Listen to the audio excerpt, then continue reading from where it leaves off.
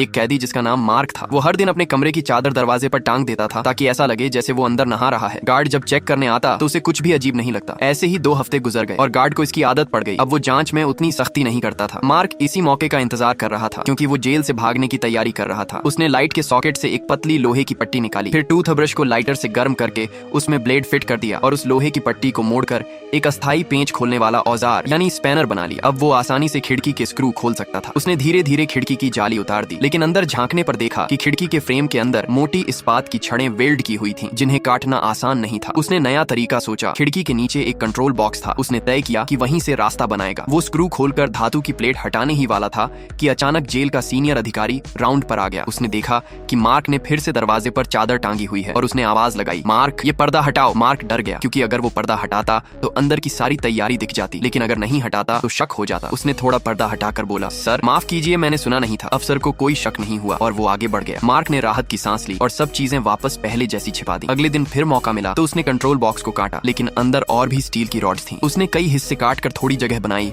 और कटे हुए निशान छिपाने के लिए टूथपेस्ट और कॉफी क्रीमर मिलाकर पेस्ट बनाया और दरारों में भर दिया ताकि दीवार सामान्य लगे। अब बस सही समय का इंतजार था। वो अकेला नहीं था, उसके साथ उसका साथी पार्कर भी इस प्लान में शामिल था। दोनों ने पूरी योजना बना रखी थी कि खिड़की से निकलना है, दीवार की परछाई में छिपकर गार्ड की नजर से बचना है और 2 कंटीली तारों की बाड़ काटकर बाहर निकलना है। आखिर वो रात आ गई जब उन्होंने प्लान को अंजाम देना था। गार्ड ने गिनती खत्म की और सब अपने कमरों में चले गए। मार्क और पार्कर ने तुरंत दरवाजे पर चादर टांगी। फिर मार्क ने बिस्तर पर अखबार और कपड़े भरकर एक नकली इंसान बनाया ताकि अगर कोई झांके तो लगे कि वो अंदर सो रहा है। उन्होंने 2 चादरों को जोड़कर लंबी रस्सी बनाई और खिड़की से नीचे लटका दी। खिड़की पर तौलिया टांग दिया ताकि अंदर कुछ दिखाई न दे। फिर मार्क धीरे धीरे खिड़की से बाहर निकला, दीवार के सहारे नीचे उतरा और सावधानी से रेंगते हुए आगे बढ़ा। पार्कर भी बाहर निकल चुका था। दोनों ने चेहरे पर कालिख लगाई ताकि अंधेरे में कोई उन्हें देख न सके। अब वे दीवार की छाया में धीरे धीरे रेंगते हुए आगे बढ़े और गार्ड की गश्त खत्म होने के समय का फायदा उठाकर पहली बाड़ काट ली। जब वे दूसरी बाड़ काटने लगे तभी एक गाड़ी का इंजन सुनाई दिया।